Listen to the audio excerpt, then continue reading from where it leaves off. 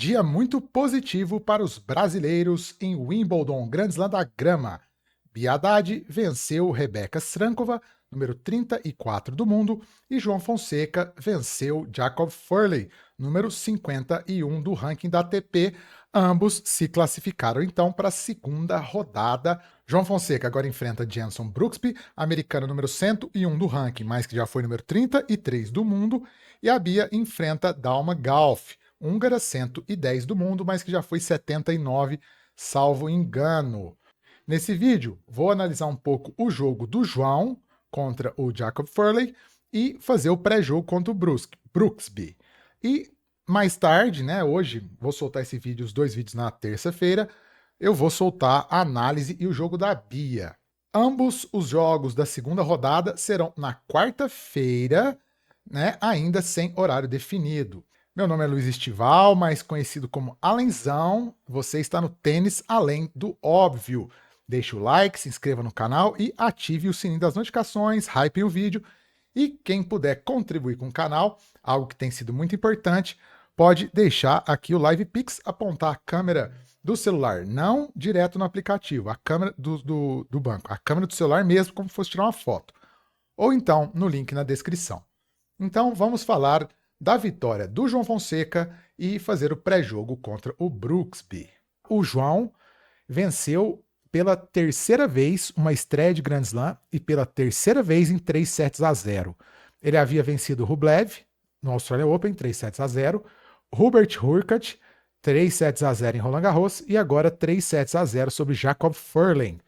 Então aí, né, um primeiro ano bem decente, bem digno do João Fonseca nos Grand Slams, né? Pelo menos uma vitória em cada slam que ele jogou até agora e uma vitória em cada piso. Pelo menos uma, né? Roland Garros ele ganhou duas. E o João tá extremamente adaptado à grama.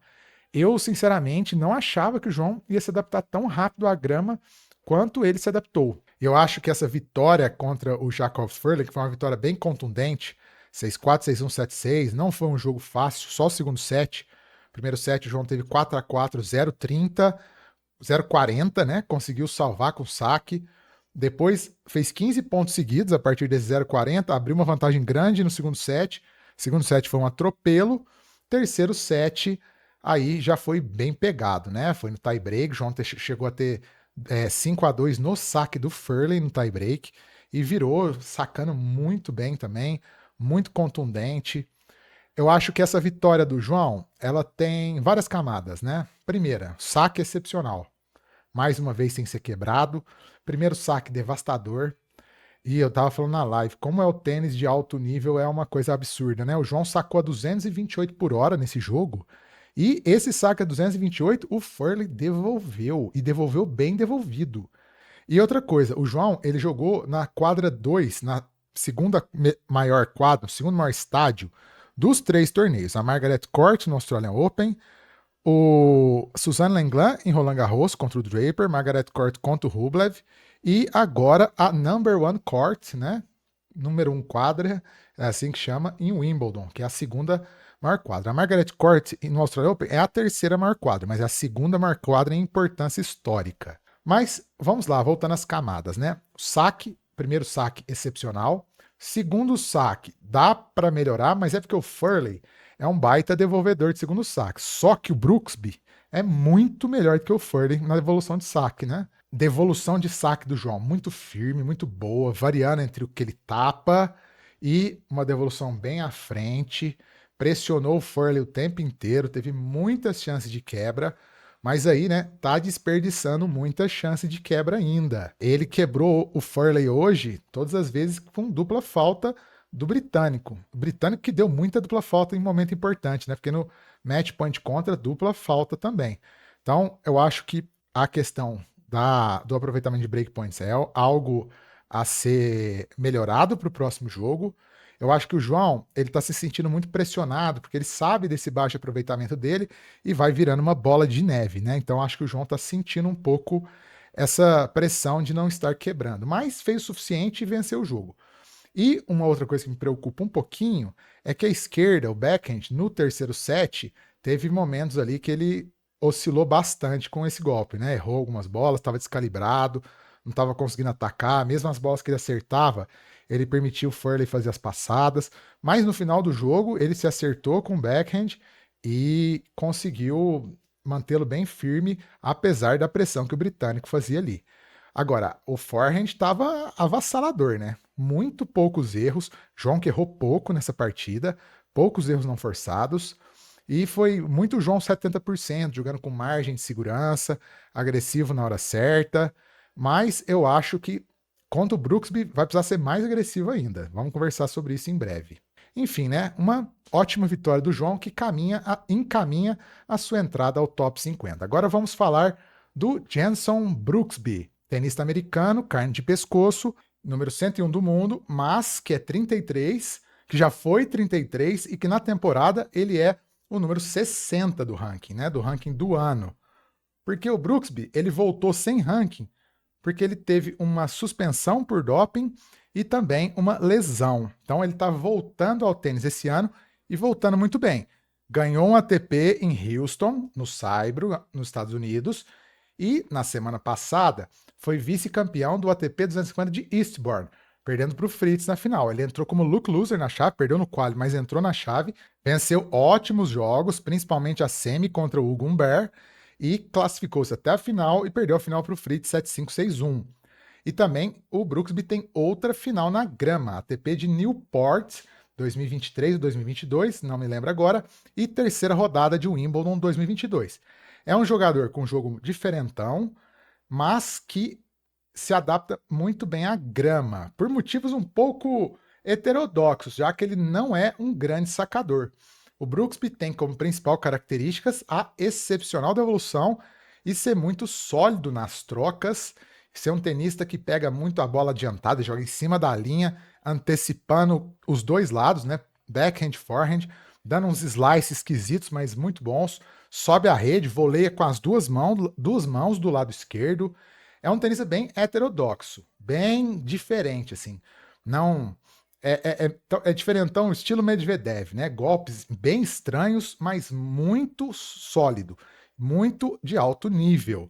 Brooksby, ele tem um jogo cerebral, é um jogo pensado, não é um jogo, não é um cara que rifa muita bola, não é um cara que erra muito, não tem tanta potência como o João, mas, como eu disse, ele antecipa muito bem.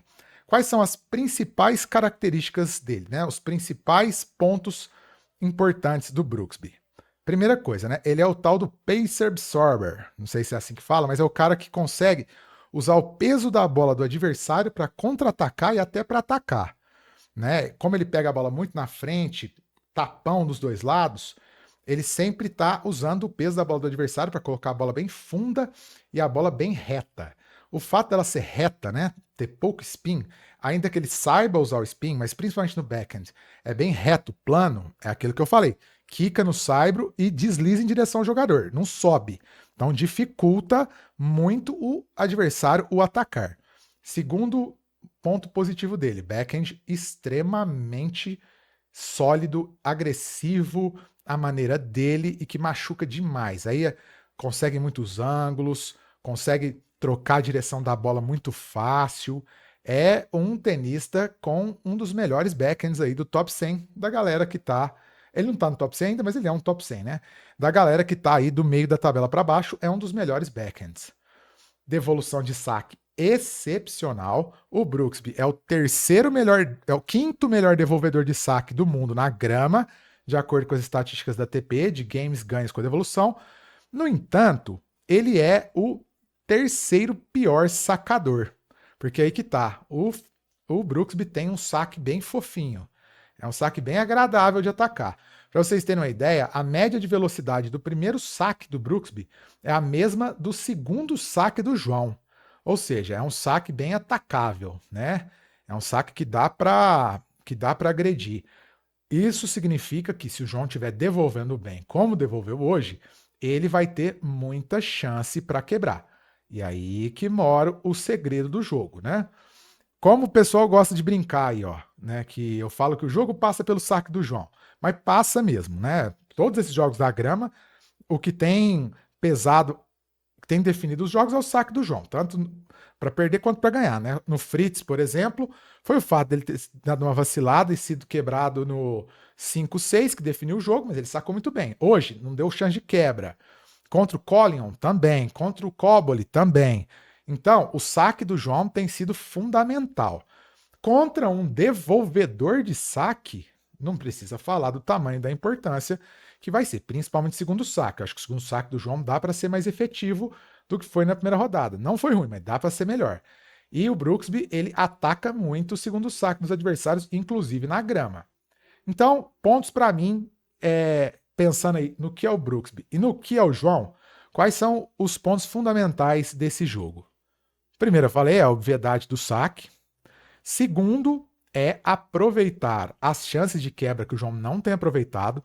Hoje ele precisou do Furley fazer as duplas faltas para quebrar o britânico, né? Como eu havia dito, o João tem um dos piores aproveitamentos de breakpoints do top 100.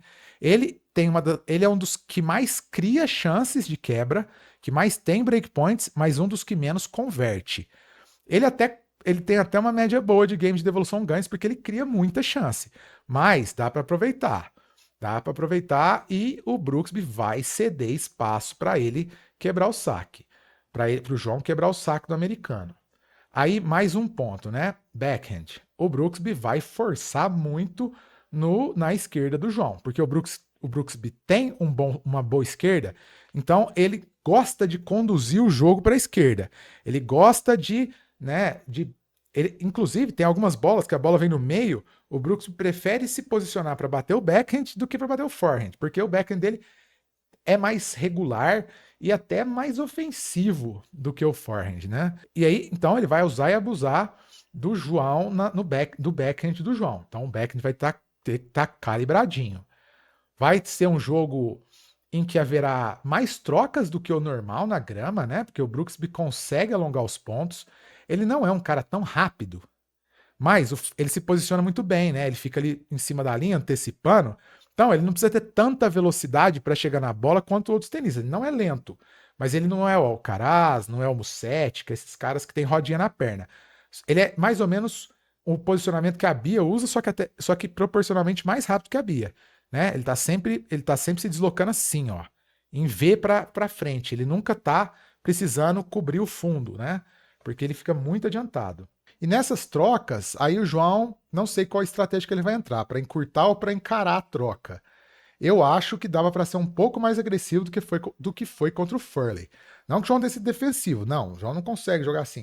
O João é ofensivo, mas eu acho que dá para ser mais ofensivo, não no sentido de precipitado, mas no sentido de tentar, contra o Brooksby, evitar um pouco as trocas, principalmente no game de saque do Brooksby, né? Quanto mais rápido ele conseguir deslocar o Brooksby e fechar o ponto, melhor. O João tá indo muito bem para a rede quando ele faz um bom approach, né? Ele ainda peca um pouco nos approaches. No approach é a aproximação para a rede, é a bola que você bate para ir para a rede. E o Brooksby é um cara que dá muita passada. Então vai ter que fazer bons approaches para conseguir subir para a rede. Enfim, vai ser um jogo bem interessante. Dessa vez eu acho que não vai ser em quadra grande, né? Deve ser com certeza nas quadras de fora, não será nos estádios, né? Creio eu. João, para mim, favorito, ranking muito mais alto, ainda que o Brooksby esteja em 60 na temporada e o João em 32 na temporada. O João 50 e agora eu esqueci o ranking do João, 54 que ele tá. Eu vou olhar e vou colocar na tarde aqui. E o Brooksby 101. E eu acho assim, o nível do João é maior que o do Brooksby. O casamento de jogo é até bom pro americano, né? O casamento de jogo entre o João e o Brooksby, né? Eu quero ver se o Brooksby vai conseguir atacar o saque do João. Porque se o João conseguir atacar, se o João conseguir anular a devolução do Brooksby, aí é meio caminho, não, é mais do que meio caminho andado. Se o João conseguir não permitir que o Brooksby devolva bem, aí é fatura liquidada. Mas, enfim, né? Eu acho o João favorito, razoavelmente favorito ao jogo. 60-40, 55-45, mesmo o Brooksby sendo mais rodado do que o João na grama. O João tem um nível mais alto, né? O João tem um nível mais alto do que o americano. Mas é um jogo para tomar cuidado, para ser muito, né? É um jogo perigoso, bem perigoso.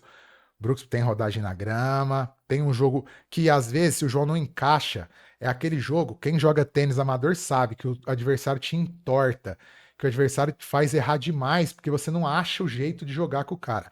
Pode ser um jogo que vai complicar para o João nesse sentido, né? Então, pode ser que seja um jogo que se arraste para quinto set, pode ser. Eu acho que se o João entrar calibrado, é 3-0, mas se o João não achar e se enrolar nessa bagunça que o Brooksby, essa bagunça organizada que o Brooksby arruma, é aí que pode complicar o jogo. Mas acredito 60-40 para o João, é isso que deve estar nas casas de aposta, pela diferença de ranking, de momento, né? Jogo, então, na quarta-feira. Ah, antes de falar disso, né? A chave do João abriu bastante, mas não é uma chave fácil, não. Terceira rodada, se o João ganha do Brooksby, é Lerner Tien, freguês do João, mas tenista perigoso, 19 anos, bem talentoso, ou Nicolas Jarre, que ganhou do Roger Rune. Então, uma chave boa para avançar até as oitavas, aproveitar a chance. Quarta-feira, assim como o jogo da Bia, também, ainda sem horário definido, ESPN, Disney Plus Premium, live aqui no canal. Para quem está assistindo o vídeo pela primeira vez, eu faço lives durante os jogos para acompanhar em tempo real. Não transmito os jogos, porque eu não posso transmitir, mas eu comento ao vivo, interajo com a galera enquanto o jogo está rolando. É isso aí então, pessoal. Vamos torcer para o João. João que vem fazendo um ano fenomenal para quem está no primeiro ano de profissional, tem 18 anos, vai fazer 19 em agosto. Então tá valendo a pena torcer para ele. Vamos lá acreditar, fazer mais uma terceira rodada de Grand Slam, que seria muito legal. Então é isso aí. Um abraço a todos e até a próxima. Valeu, até daqui a pouco, né? Esse vídeo deve sair agora de manhã, daqui a pouco sai o da Bia. Vou gravar agora já. Valeu.